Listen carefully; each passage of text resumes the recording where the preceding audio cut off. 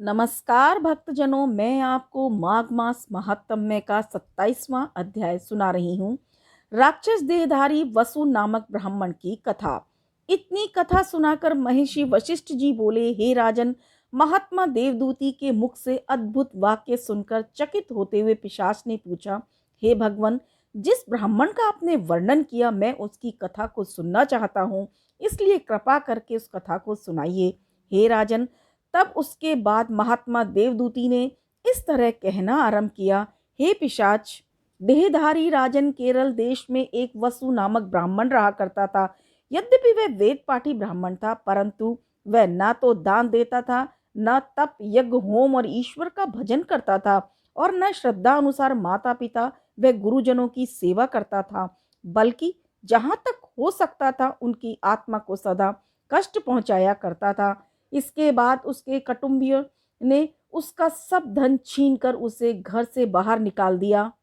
इस तरह न केवल वह निर्धन हो गया, अपितु निर्जन दुखी होकर भूख और प्यास से पीड़ित होता हुआ एक देश से दूसरे देश में जाकर भिक्षा मांगकर जीविका चलाने लगा। हे पिशाच, इसके बाद एक दिन वह व्याधि से पीड़ित होकर विंध्याचल पर्वत पर चला गया और उचित उपचार न होने के कारण वहां जाकर वह मृत्यु को प्राप्त हो गया।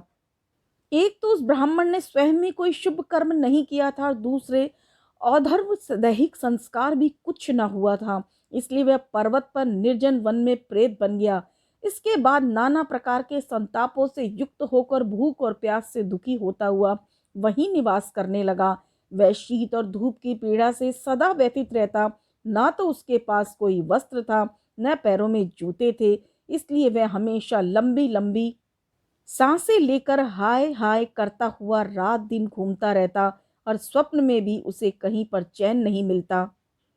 इतनी कथा सुनाकर महर्षि वशिष्ठ जी कहने लगे, हे राजन, जो व्यक्ति ना तो कभी दान करते, न कभी अग्नि में ही हवन करते हैं, न विष्णु भगवान की पूजा करते हैं, न उत्तम तीर्थों की यात्रा करते हैं, न दीन दुखियों का स्वर्ण, अन्न, वस्त्र, तांबुल, भूमि और जल आदि का श्रद्धानुसार दान ही करते हैं, न बालक, वृद्ध, योगी, रोगी और स्त्रियों के ऊपर दया करते हैं, न माता पिता और गुरुजनों की सेवा करते हैं, इसी प्रकार जो दूसरों का धन हर लेते हैं, वह छल बल से दूसरों को ठगते हैं, पराई स्त्रियों में रमण करते हैं, पाखंडी, मायावी, चोर और अग्निवृत्ति वाले होते हैं, प्राणियों पर दया नहीं करते, हिंसा में रत रहते हैं, जो असत्य बोलने वाले, झूठी गवाही देने वाले, आग लगाने वाले, विष देने वाले, माता पिता, पुत्र वधू, संतान और अपनी पत्नी का त्याग करने वाले हैं, लोभी, नास्तिक,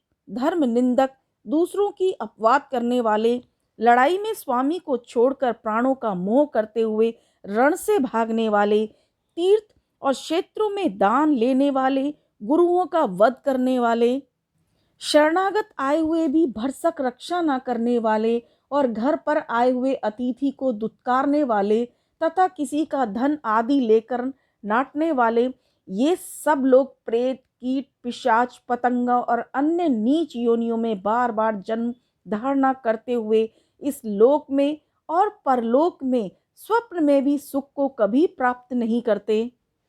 इसलिए सुख और स्वर्ग की इच्छा रखने वाले मनुष्यों को चाहिए कि वे उपरोक्त निषिद्ध कर्मों का सर्वथा त्याग करते हुए यज्ञ, दान, तप, तीर्थ यात्रा, हरि कीर्तन, देवता तथा गुरुजनों की सेवा में रत रहा करें, क्योंकि शुभ और अशुभ किए हुए कर्मों का फल करोड़ों योनियों में जन्म लेकर भी भोगना पड़ता है। इसलिए ब्राह्मण, क्षत्रिय, वैश्य और शूद्र, इन चारों जातियों को निरंतर धर्म कार्य में लगे रहकर अशुभ कर्मों का सर्वथा परित्याग कर देना चाहिए, इसी में सबका भला है। महर्षि वशिष्ठ जी बोले, हे राजन, अब मैं आपके सामने उस प्रेत आत्मा की कथा कहता हूँ, सो तुम सावधान होकर सुनो। एक दिन की बात है कि एक धर्मात्मा प्रयागराज में स्नान करके त्रिवेणी के जल की 2 बोतलें भरे हुए विष्णु भगवान का गुणगान करता हुआ अपने निवास स्थान की ओर जा रहा था कि उस भूत ने उसे दूर से आता देख उसके मार्ग को रोककर खड़ा हो गया। इसके बाद उसने विनय पूर्वक संबोधित करते हुए कहा, हे ब्राह्मण, तू डरना मत, मैं केवल आपसे जलपान करना चाहता हूँ। यदि आपने मुझे जल न पिलाए तो प्यास से पीड़ित होने के कारण मेरी जान अवश्य चली जाएगी। इतनी कथा सुनाकर महर्षि देवदूती जी बोले, हे पिशाच। प्रेत के यह वचन सुनकर कौतुक पूर्वक महात्मा ने कहा, हे भाई, दुख से दुखी, दुर्बल, मलिन और नंग धड़ंग तू कौन है? तेरे शरीर में केवल जान ही बाकी रह गई है। तेरे इस भयंकर रूप को देखकर भय की वृद्धि होती है। तेरा शरीर धुएं के समान श्याम क्यों है? तेरे इस भयंकर रूप को देखकर मानव जाति भयभीत हो जाती है। और तेरे चरण जमीन पर क्यों नहीं टिक रहे? मैं सबसे पहले इस बात को जानना चाहता हूँ। हे पिशाच। धर्मात्मा पथिक के यह वचन सुनकर प्रहत कहने लगा, जिस तरह मेरी दुर्गति उसका सारा हाल मैं आपके सामने बयान करता हूँ, सावधान होकर सुनो। पिछले जन्म में मैं वेद शास्त्रों का ज्ञाता ब्राह्मण होते हुए भी कोई शुभ नहीं कर्म करता था, और न तो अपने माता पिता की टहल तो अलग, कभी मीठे वचन तक नहीं बोलता था, न कभी अतिथि का स्वागत ही किया करता था, और न कभी भगवान का भजन किया करता था। उसी के कारण आज मेरी यह दशा है।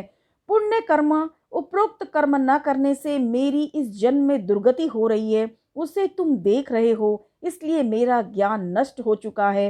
इस वन में हर प्रकार के कंद मूल, स्वच्छ जलाशय होते हुए भी मैं सदैव भूख और प्यास से पीड़ित रहता हूँ। न तो किसी फल को तोड़कर खा सकता हूँ, न किसी जलाशय से पानी पी सकता हूँ। इस योनि में होने के कारण केवल पवन का आहार करके ही जीवित हूँ। हे द्विजवर, बल, बुद्धि, पौरुष, पराक्रम मनुष्य से नहीं मिल सकते। इसी तरह हानि, लाभ, जीवन, मरण, रोग, भोग और वियोग, यह सबका प्रारब्ध ही कारण है। अतः कुरूप, नीच कुल में उत्पन्न मूर्ख, कुटिल, योग्य पुरुषों की निंदा करने वाला, कायर, निर्बल, नीति धर्म को न जानने वाला, नपुंसक, अंगहीन और कुमार्गी भी भाग्य वश राजा हो जाता है, क्योंकि पहले जन्म में उनका गौदान, भूमि दान, स्वर्ण दान, इन वस्तुओं का दान किया हुआ होता है, इसमें संदेह नहीं। हे द्विजवर, अधिक कहने से क्या, जिसने जप, तप, यज्ञ और कन्यादान के सहित नाना प्रकार की वस्तुओं का दान किया है, वह चाहे वन में रहे अथवा पर्वत पर या नगरों में बसे, उन्हें सब जगह आनंद मिलता है। इसी प्रकार जिन पापात्माओं ने पहले जन्म में सिर्फ पाप ही पाप कमाए, वह चाहे जहाँ रहे स्वप्न में भी सुख नहीं मिलता। अतः मैं अपने पिछले जन्म के कर्मानुसार भूख, प्यास और सर्दी गर्मी से पीड़ित होता हुआ दिन रात कष्ट में जीवन व्यतीत करता हूँ। चूंकि तुम परमेश्वर का भजन भाव करने वाले और अपने माता पिता की सेवा करने वाले तथा शुभ कर्मा हो, इसलिए तुमको मेरे जैसे पापी, दुरात्मा, जीव, राक्षस, भूत, प्रेत, पिशाच, यज्ञ, गंधर्व, बेताल, कुंड, मांड और दुष्ट ग्रहों से कदापि नहीं डरना चाहिए, क्योंकि जगदीश्वर के नाम का जप करने वाले पवित्र और सदाचारी की ग्रह, नक्षत्र और देवता हमेशा रक्षा करते हैं। अहो जवालिनी, नदी के तट पर विचरने वाले पुण्यात्मा, सारसों की वाणी से सुने हुए वचनों का जिस समय मैं चिंतन करता हूँ, उस समय अति दुखित होते हुए भी मैं अपने आप को सुखी सा अनुभव करने लग जाता हूँ। बोली कृष्ण भगवान की जय।